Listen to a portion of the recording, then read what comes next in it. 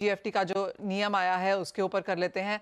सुरेंद्र जी, अब जब भी हम ज्वेलरी खरीदते हैं तो ऑफ कोर्स सोने के प्राइसेस तो देखते ही हैं, साथ में मेकिंग चार्जेस देखते हैं और वेस्टेज चार्जेस भी देखते हैं। मेकिंग चार्जेस एक ऐसी चीज है जो बहुत सारे कंज्यूमर समझते भी हैं, लेकिन वेस्टेज चार्जेस बहुत लोग नहीं समझते थे और अब फाइनली एक पॉजिटिव कंज्यूमर्स के लिए है कि उसको डीजीएफटी ने यहाँ पर टाइटन किया है। कैसे देखते हैं आप जो ये करेक्शन या फिर जो अमेंडमेंट आया है?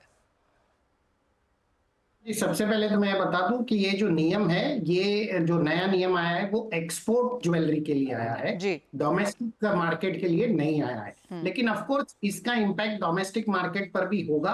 और जो दूसरी टैक्स अथॉरिटीज जो इससे ज्यादा वेस्टेज अलाउ करती थी, वो भी अब इस बात पर ध्यान देगी कि यदि एक्सपोर्ट के अंदर डीजीएफटी ने वेस्टेज के नियमों को इतना टाइट किया है, तो डोमेस्टिक में भी ये क्यों ना फॉलो किया जाए।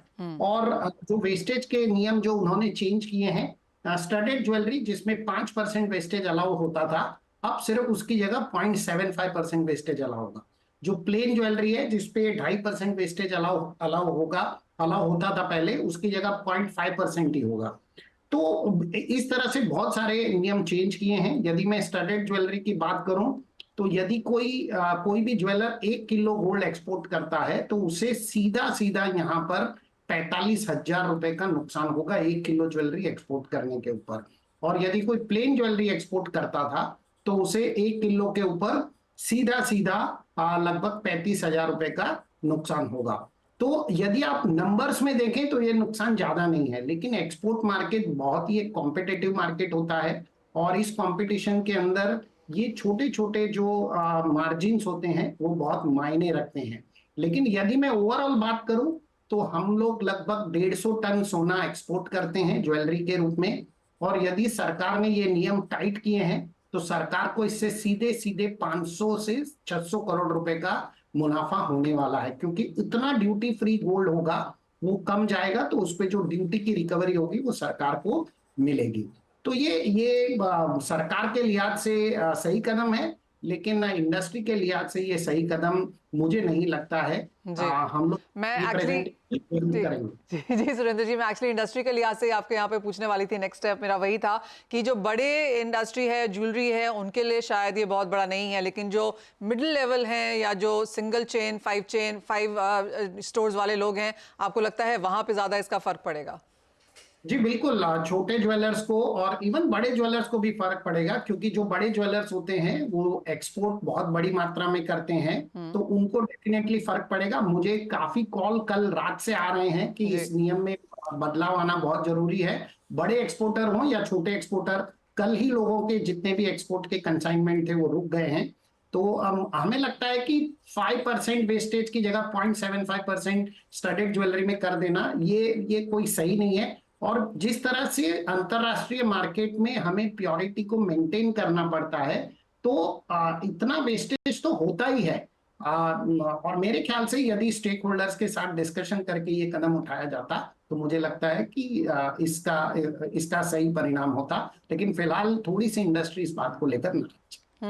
सुरेंद्र जी, हम और आप जानते हैं और इतनी बार हम डिस्कशन भी कर चुके हैं कि काफ़ी सारे जो ये नॉर्म्स आते हैं वो बहुत रेयरली रोल बैक किए जाते हैं, स्पेशली जब वो ज्वेलरी और डायमंड इंडस्ट्री के लिहाज से हों। तो आप अगर कह रहे हैं कि यहाँ पर बातचीत होगी और इंडस्ट्री ऑफकोर्स इससे खुश नहीं है, तो क्या एक रिप्रेजेंटेशन यहाँ पर बन रहा है? और आपके लिहाज से अगर हम हिस्टोरिकली देख लें तो कितनी बार ऐसा हुआ है कि ऐसा कुछ रोल बैक हुआ हो या नंबर्स में कोई चेंज आया हो? नहीं, मुझे लगता है कि इस प्रकार के एक्सपोर्ट ऑफ ज्वेलरी के ये जो नॉर्म्स हैं, ये तो बहुत सालों के बाद चेंज हुए हैं। और मुझे लगता है कि यदि हम लोग इसका रिप्रेजेंटेशन सही ढंग से करेंगे और हम प्रॉपरली बताएंगे कि कितना वेस्टेज रियलिटी में होता है, तो सरकार डेफिनेटली हमारी बात सुनेगी और ये सरकार हमारी बात सुनती भी है। मुझे इसमें कोई दिक्कत नहीं लगती, लेकिन टिल द टाइम ये सारा कुछ चेंजेस नहीं हो जाता, तब तक हमारी इंडस्ट्री के लिए थोड़ा सा एक धक्का है। देखिए, बेसिकली जो ब्लैक शिप्स होती हैं, जो इस प्रकार के नॉर्म्स का एडवांटेज उठा के राउंड ट्रिपिंग करती है, उनके लिए ये इस प्रकार के लूपहोल को प्लग किया जाता है। लेकिन जो जेन्युइन एक्सपोर्टर है, जो जेन्युइन एक्सपोर्ट करते हैं, उनके लिए वो जो छोटा सा मुनाफा भी होता है वो बहुत बड़ी चीज होती है। तो वो उससे उनको अफेक्ट होता है। सुरेंद्र तो जी, हम यहाँ पर मुनाफे की बात कर रहे हैं, कोई नुकसान नहीं है यहाँ पर एज अ ज्वेलरी इंडस्ट्री को, राइट? क्योंकि इतनी ज्यादा वेस्टेज हर पीस पे हर बार तो नहीं होती। नहीं, आप स्टडेड ज्वेलरी की बात करें तो स्टडेड ज्वेलरी में ऑफ कोर्स 5% तो वेस्टेज नहीं होता है, लेकिन मैं ये कहूंगा कि 3 से 3.5%, 3% तक वेस्टेज होता है, ओके। क्योंकि जो अंतरराष्ट्रीय मापदंड को फॉलो करना पड़ता है। तो आप ऐसा नहीं कि आप 92 की ज्वेलरी एक्सपोर्ट कर रहे हैं तो एग्जैक्ट आप 916 बिठा ही देंगे ज्वेलरी मैन्युफैक्चर करते समय। आपको उससे थोड़ा सा वेस्टेज, थोड़ा सा प्योरिटी ऊपर लेके जाना पड़ता है, तो उसमें वेस्टेज ज्यादा बनता है। तो मेरे ख्याल से रिप्रेजेंटेशन के लिए ये केस फिट है और ये बनता है। मुझे लगता है सरकार हमारी बात जरूर जरूर सुन। तो आप अगर 5% से 0.75% के लिए सहमत नहीं है तो क्या नंबर इंडस्ट्री यहाँ पर पुट फोर्थ कर रही है?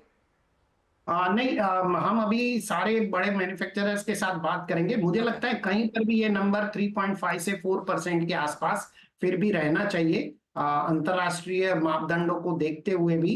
क्योंकि हमारे देश में हम ज्वेलरी मैन्युफैक्चर जो करते हैं तो उसमें प्योरिटी, जो बुलियन सुरेंद्र जी, से ही अंतर्राष्ट्रीय प्योरिटी। मापदंड क्या है? अंतरराष्ट्रीय मापदंड में हर कंट्री का अलग अलग मेथोडोलॉजी है। लेकिन जो हमारी हैंडमेड ज्वेलरी होती है, वो इंडिया की हैंडमेड ज्वेलरी, जो स्टडेड ज्वेलरी है, बहुत ही पॉपुलर है। और हैंडमेड ज्वेलरी जब भी बनेगी तो उसमें वेस्टेज ज्यादा होगा। मशीन मेड ज्वेलरी में वेस्टेज कम होगा, ये बात से मैं सहमत हूं, लेकिन हैंडमेड ज्वेलरी में वेस्टेज होगा ही होगा, और सरकार को उसे कंसिडर जरूर करना चाहिए। Fair point.